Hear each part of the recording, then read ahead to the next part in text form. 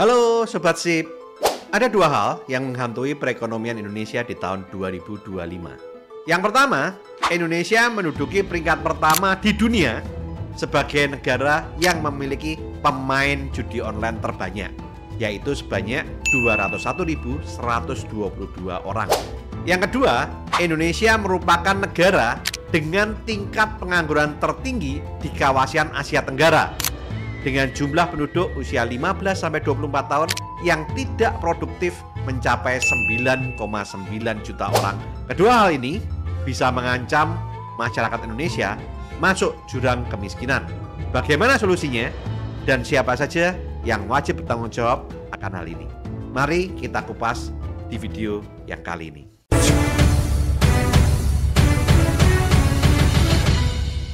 Ada beberapa faktor yang mendukung adopsi teknologi di Indonesia. Di antaranya, yang pertama, semakin bertumbuhnya pengguna smartphone di Indonesia yang membuat tingginya penetrasi media sosial di berbagai lapisan masyarakat. Yang kedua, akses internet yang semakin luas dengan infrastruktur jaringan yang terus berkembang, termasuk jaringan 4G dan 5G yang membantu memperluas aksesibilitas.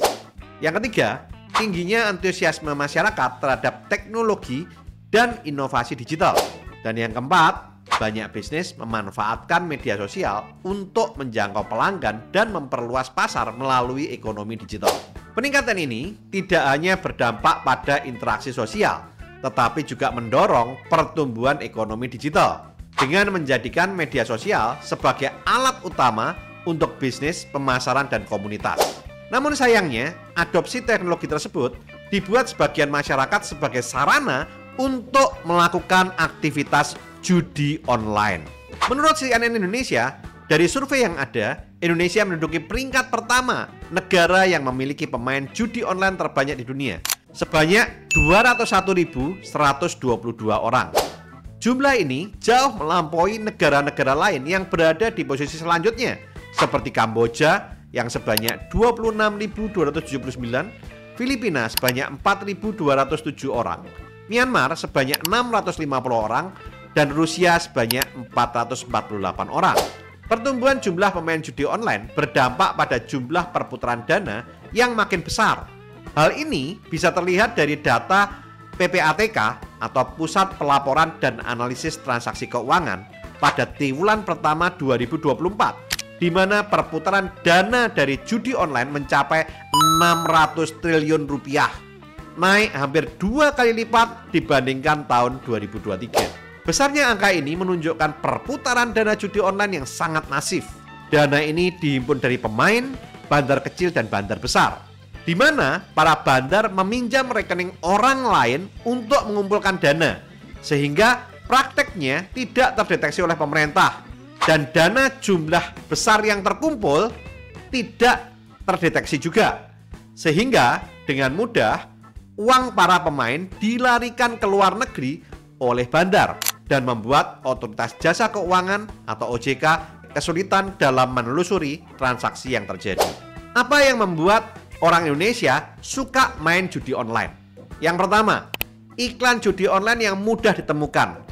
Karena iklan judi online muncul mengikuti algoritma pengguna internet. Misalnya, jika Anda mencari informasi tentang judi online di mesin pencarian, walaupun Anda mencari untuk keperluan edukasi, tidak menutup kemungkinan ke depannya iklan judi online akan muncul di media sosial milik Anda. Iklan tersebut tidak selalu secara eksplisit bertuliskan judi online, tetapi bisa dalam bentuk tampilan dan animasi yang menarik, yang membuat orang tertarik untuk masuk ke dalam aplikasi dan bermain tanpa menyadari kalau permainan tersebut merupakan judi online. Dari iklan yang muncul terus-menerus, pemain akan timbul rasa penasaran yang mendorong seseorang untuk melakukan judi online. Apalagi jika orang itu setelah bermain mendapatkan cuan yang besar, yang membuat pemain itu mulai ketagihan dan akhirnya menambah terus modal judinya. Banyak pelaku judi online yang merupakan masyarakat ekonomi menengah ke bawah yang mencari jalur instan untuk mendapatkan tambahan penghasilan dari judi online.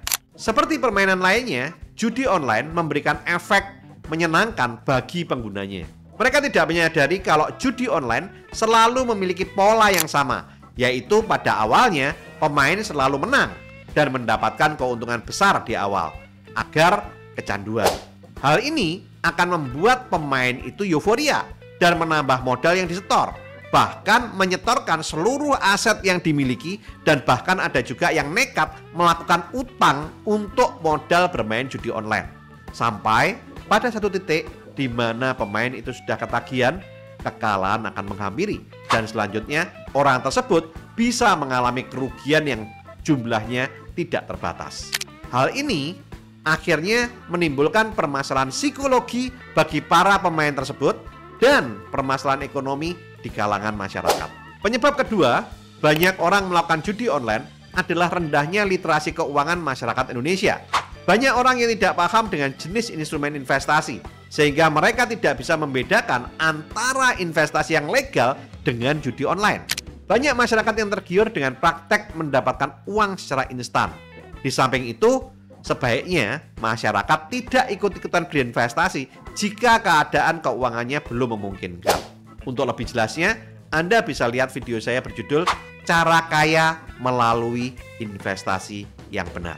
Judi online sangat memberikan dampak yang negatif, mulai dari kecanduan, kerugian finansial, terjebak utang, serta bisa meningkatkan angka kemiskinan dan kejahatan. Judi online juga menimbulkan resiko terjadinya pencurian data dan penipuan. Pemerintah sebagai pemangku kebijakan harusnya bisa bertindak lebih cepat dalam memberantas praktek judi online, mulai dari menutup platformnya agar tidak bisa diakses oleh masyarakat, hingga menindak tegas seluruh bandar dan admin judi online. Di samping itu, perlu digiatkan sosialisasi literasi keuangan agar masyarakat Indonesia bisa terhindar dari tindakan ilegal judi online yang hanya berdampak negatif bagi setiap pelakunya. Ada beberapa cara penyebaran informasi tentang literasi keuangan dan investasi. Yang pertama, institusi keuangan seperti bank, sekuritas, aset manajemen, financial technology atau fintech, dan perusahaan asuransi bisa bekerja sama dengan konten kreator untuk menyebarkan edukasi keuangan. Yang kedua, memberikan edukasi tentang investasi yang aman dengan menggunakan media sosial untuk mengedukasi masyarakat tentang investasi yang aman dan sesuai kebutuhan, seperti reksadana, emas, ataupun saham. Dan juga menyertakan peringatan tentang bahaya investasi ilegal atau skema ponzi atau judi online, dan memberikan cerita sukses orang-orang yang telah berhasil mengelola keuangannya melalui investasi kecil namun konsisten di instrumen-instrumen yang diawasi oleh OJK seperti reksadana, emas, ataupun saham. Yang ketiga, membuat kampanye dengan hashtag seperti tagar saving, investing, protecting atau tagar cerdas finansial untuk mempromosikan pentingnya literasi keuangan. Di samping itu, ada hal kedua yang juga mengkhawatirkan di tahun 2025 adalah Indonesia menduduki tingkat pengangguran tertinggi di kawasan Asia Tenggara dengan jumlah penduduk usia 15-24 tahun yang tidak produktif mencapai 9,9 juta orang berdasarkan proyeksi dari International Monetary Fund atau IMF dalam World Economic Outlook yang dirilis pada April 2024. Peringkat tingkat pengangguran di negara-negara Asia Tenggara seperti ini. Yang pertama, Indonesia memiliki tingkat pengangguran sebesar 5,2%. Walaupun angka pengangguran di Indonesia tahun 2024 ini sudah mengalami penurunan dibandingkan masa puncak pandemi COVID-19 yang mencapai 7%, Indonesia masih tetap menempati posisi tertinggi untuk tingkat pengangguran di kawasan Asia Tenggara. Peringkat kedua tingkat pengangguran di Asia Tenggara dipegang oleh Filipina dengan 5,1%. Peringkat ketiga Brunei Darussalam dengan 4,9%, Malaysia dengan 3,5%, Vietnam 2,1%, Singapura 1,9%, Thailand 1,1%. Data untuk Laos, Timor Leste, dan Myanmar tidak tersedia dalam laporan tersebut. Berikut jumlah pengangguran terbuka di Indonesia berdasarkan data Badan Pusat Statistik atau BPS. Untuk remaja usia 20-24 tahun, jumlah pengangguran terbuka mencapai 2,39 juta orang. Usia 25-29 tahun, 1,21 juta orang. Usia 15-19 tahun, berjumlah 1,12 juta orang, usia 30-34 tahun berjumlah 610.000 orang, usia 35-39 tahun 440.000 orang, usia 40-44 tahun berjumlah 400.000 orang, usia 45-49 tahun 360.000 orang, 50-54 tahun 320.000 orang, 55-59 tahun 250.000 orang, dan usia 60 tahun ke atas 490.000 orang. Dari data tersebut terlihat bahwa kelompok usia 20-24 tahun memiliki jumlah pengangguran tertinggi, diikuti oleh kelompok usia 25-29 tahun dan usia 15-19 tahun. Di sini terlihat bahwa usia pengangguran adalah Gen Z yang lahir antara tahun 1997 sampai dengan 2012. Ada beberapa penyebab yang menjadikan Gen Z menjadi penyumbang terbesar tingkat pengangguran. Yang pertama, ketidaksesuaian kompetensi dengan kebutuhan pasar kerja. Banyak lulusan sekolah dan perguruan tinggi yang belum memiliki keterampilan yang relevan dengan kebutuhan dunia kerja modern.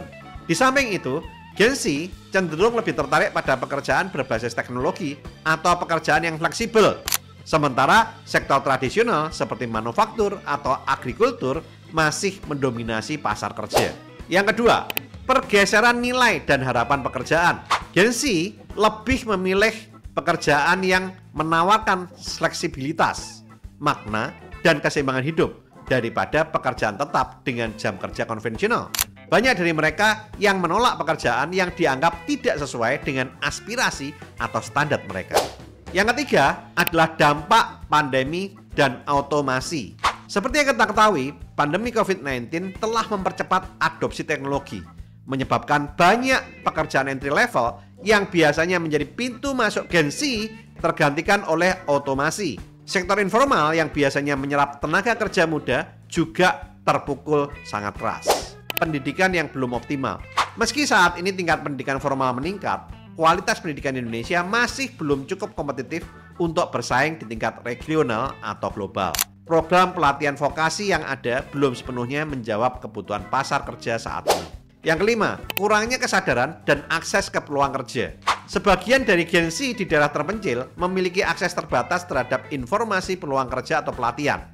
Hal ini membuat ketidakseimbangan antara peluang kerja di perkotaan dan pedesaan yang menjadi sebuah problem. Yang keenam, rendahnya literasi digital. Saat ini, Indonesia mengalami pertumbuhan di sektor digital. Ironisnya, keterampilan Gen Z untuk memanfaatkan peluang ini masih terbatas. Bagian tenaga kerja masih belum memahami cara memanfaatkan teknologi digital untuk meningkatkan efisiensi. Hal ini berdampak pada sektor tradisional yang lambat beradaptasi dengan teknologi baru, sehingga mengurangi daya saing mereka. Yang ketujuh, infrastruktur yang belum merata pada wilayah-wilayah tertentu, terutama di luar Jawa, yang masih mengalami keterbatasan infrastruktur seperti jalan, listrik, dan internet. Hal ini membuat produktivitas daerah terpencil menjadi sangat kecil sehingga kontribusi mereka terhadap perekonomian nasional tidak maksimal.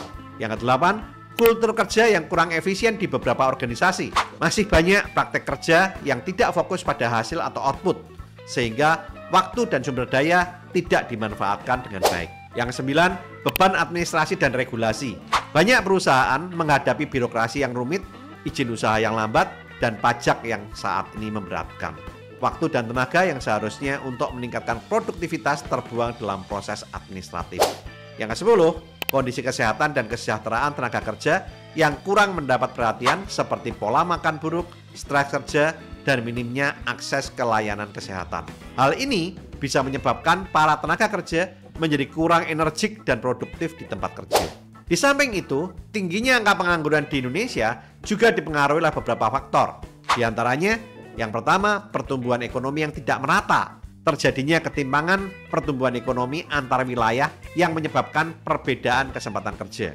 Yang kedua, ketidaksesuaian keterampilan karena adanya mismatch antara keterampilan pencari kerja dengan kebutuhan pasar tenaga kerja. Yang ketiga, kualitas sumber daya manusia yang belum optimal, khususnya di kalangan generasi muda. Hal ini turut berkontribusi terhadap tingginya angka pengangguran. Kunci dalam menurunkan angka pengangguran Indonesia adalah upaya peningkatan kualitas pendidikan dan pelatihan keterampilan yang sesuai dengan kebutuhan industri. Nah, apa saja dampak dan implikasi tingginya angka pengangguran? Yang pertama, bisa menghambat pertumbuhan ekonomi karena produktivitas tenaga kerja menurun. Yang kedua, angka pengangguran yang tinggi berpotensi menyebabkan penurunan kesejahteraan dan mental serta peningkatan masalah sosial seperti kriminalitas. Apa saja solusi untuk bisa mengatasi pengangguran di kalangan Gen Z? Yang pertama, meningkatkan program pelatihan keterampilan berbasis industri agar Gen Z siap memasuki dunia kerja dengan berfokus pada pengembangan keterampilan teknologi, komunikasi, dan wirausaha. Yang kedua, peningkatan kualitas pendidikan dengan cara menyesuaikan kurikulum pendidikan dengan kebutuhan pasar kerja modern, termasuk integrasi teknologi dan soft skill, dan diperlukan kerjasama antara pemerintah, institusi pendidikan, serta sektor swasta. Yang ketiga, pemerintah dapat mendorong ekonomi kreatif dan digital, seperti memberikan insentif kepada startup atau usaha berbasis teknologi yang mempekerjakan Gen Z untuk melakukan pelatihan dan bantuan kepada Gen Z yang tertarik menjadi content creator, freelancer, atau pengusaha digital. Yang keempat, melakukan perluasan layanan informasi pelatihan dan pekerjaan melalui platform digital dan mendorong penyebaran informasi peluang kerja ke daerah-daerah terpencil. Gen Z memang menyumbang angka yang signifikan dalam tingkat pengangguran di Indonesia, tetapi hal ini bukan sepenuhnya disebabkan oleh karakteristik Gen Z tersebut. Faktor sistemik seperti pendidikan, ketidaksesuaian keterampilan, dan keterbatasan akses terhadap peluang juga menjadi salah satu penyebab utama. Tetapi sebenarnya dengan strategi yang tepat, Gen Z bisa menjadi pendorong pertumbuhan ekonomi di masa yang akan datang. Hal utama yang mengkhawatirkan adalah tingkat pengangguran yang tinggi dan produktivitas yang rendah bisa mempengaruhi kesejahteraan ekonomi masyarakat Indonesia. Bahkan ada kemungkinan masyarakat Indonesia terancam masuk jurang kemiskinan beberapa tahun mendatang jika berbagai isu struktural ini tidak ditangani dengan baik.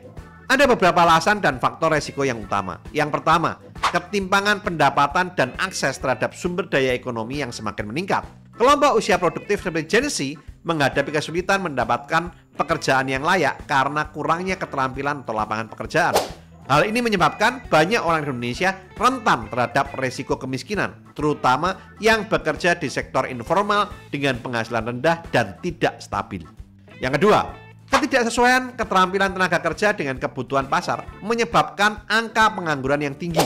Jika tidak ada pelatihan atau pengembangan keterampilan, kelompok usia muda dan produktif akan kesulitan mendapatkan pekerjaan yang layak dan memperbesar resiko kemiskinan.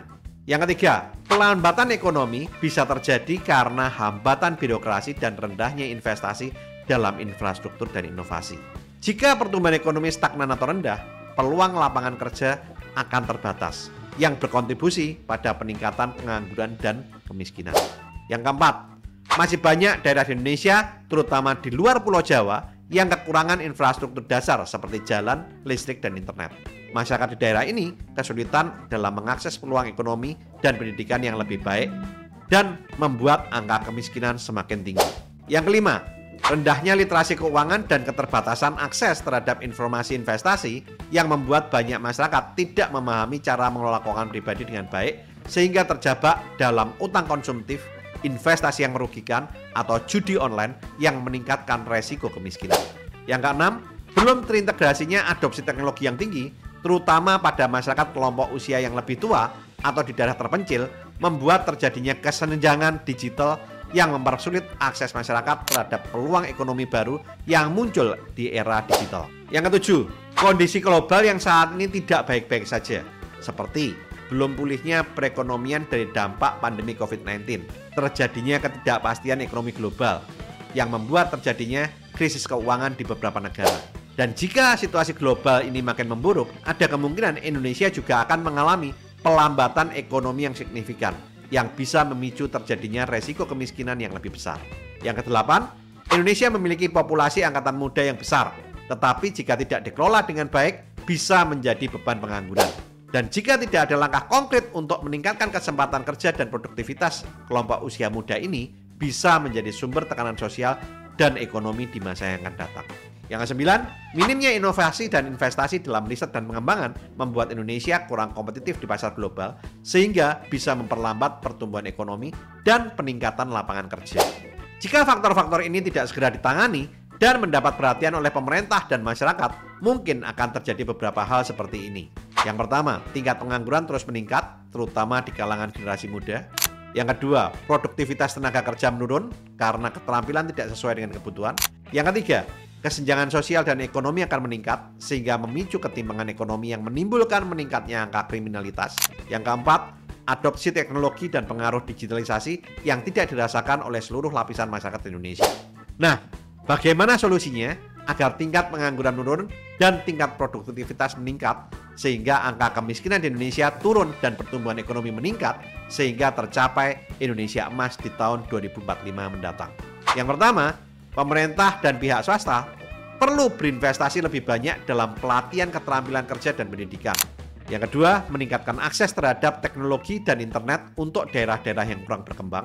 Yang ketiga, mendorong pertumbuhan sektor-sektor ekonomi yang inklusif dan berkelanjutan. Yang keempat, membentuk kebijakan ekonomi yang dapat mengurangi ketimpangan sosial dan ekonomi. Yang kelima, meningkatkan literasi keuangan untuk membantu masyarakat mengelola keuangan pribadi yang lebih baik. Hal inilah yang bisa dilakukan oleh pemerintah dan pengusaha. Karena jika tidak ada langkah-langkah strategis untuk mengatasi tantangan ini, ada potensi besar bahwa masyarakat Indonesia bisa terancam masuk dalam jurang kemiskinan, terutama jika situasi ekonomi global dan nasional terus memburuk. Oleh karena itu, kolaborasi antara pemerintah, swasta, dan masyarakat sangat penting dalam memastikan bahwa kemakmuran bisa dirasakan oleh semua lapisan masyarakat. Oke, lakukan terus saving, investing, protecting agar hidup Anda makin sip. Saya Tony Hermawan Adikaryo, sampai jumpa di Puncak Makmur.